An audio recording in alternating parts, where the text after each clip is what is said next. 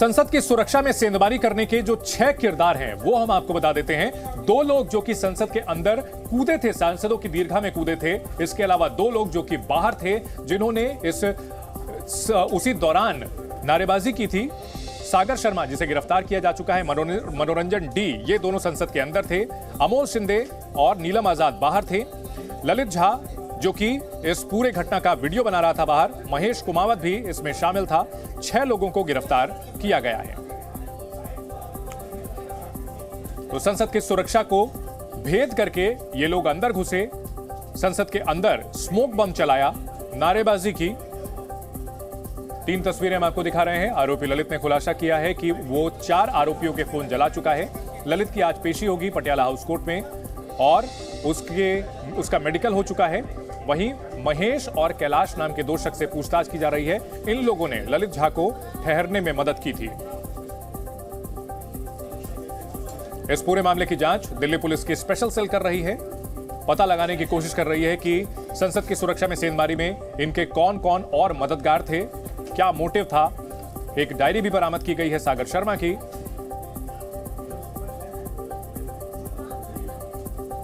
और जो 5वां आरोपी है ललित, उसे कल रात गिरफ्तार किया गया और आज अदालत में उसे पेश करने की पूरी प्रक्रिया चल रही है। अब से थोड़ी देर पहले उसे मेडिकल के लिए ले जाया गया है।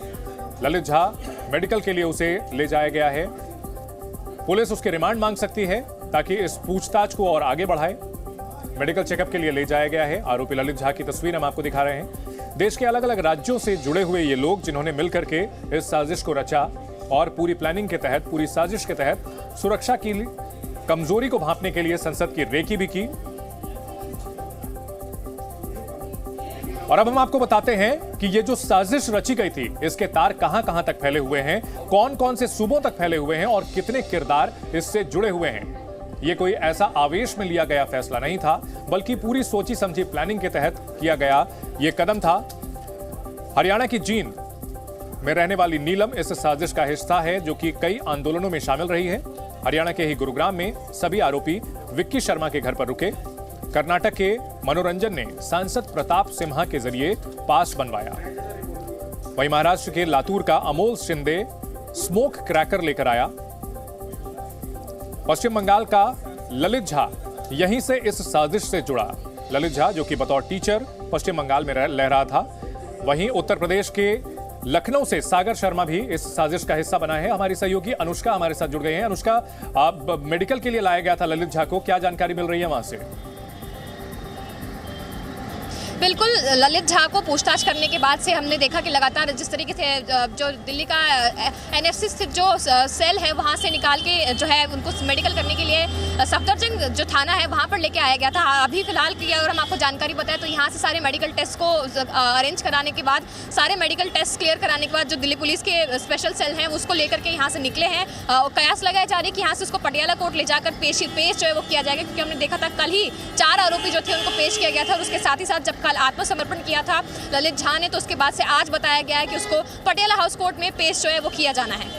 जी, अब अगर बात की जाए, कल जब आरोपियों को पेश किया जा रहा था, उनसे बातचीत करने की कोशिश की गई थी अनुष्का, तो सभी जो आरोपी थे वो बिल्कुल चुप थे, खामोश थे और उन्होंने कहा था कि वो अपनी बात अदालत में ही रखेंगे। क्या ललित झा ने कुछ बात कही है, कोई मैसेज देने की कोशिश की है और उसकी बॉडी लैंग्वेज कैसी थी?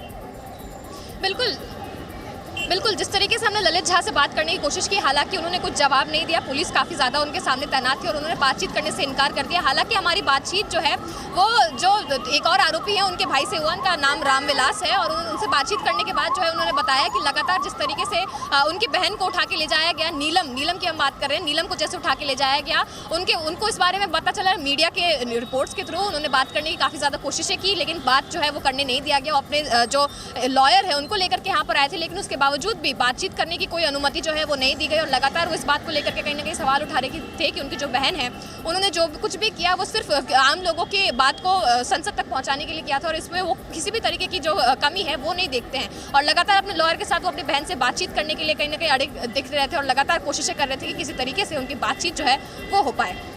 जी बिल्कुल। तो अनुष्का, क्या मेडिकल कंप्लीट हो चुका है और अब से कितनी देर में ललित झा की पटियाला हाउस कोर्ट में पेशी हो सकती है, कोई अंदाज?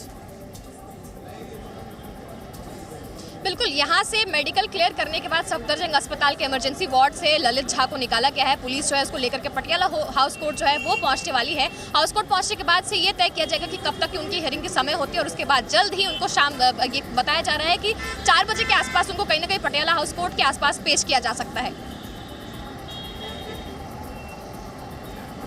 तो यहाँ मेडिकल चेकअप के लिए ललित झा को लेकर आया गया है, 5वां आरोपी जिसे कल रात गिरफ्तार किया गया था और संसद कांड में किस तरह से पूरी प्लानिंग के तहत इस घटना को अंजाम दिया गया और अब इनसे पूछताछ करके इसके तमाम जो सच हैं वो सामने लाने की कोशिश की जाएगी। बहुत शुक्रिया अनुष्का इस पूरी जानकारी के लिए।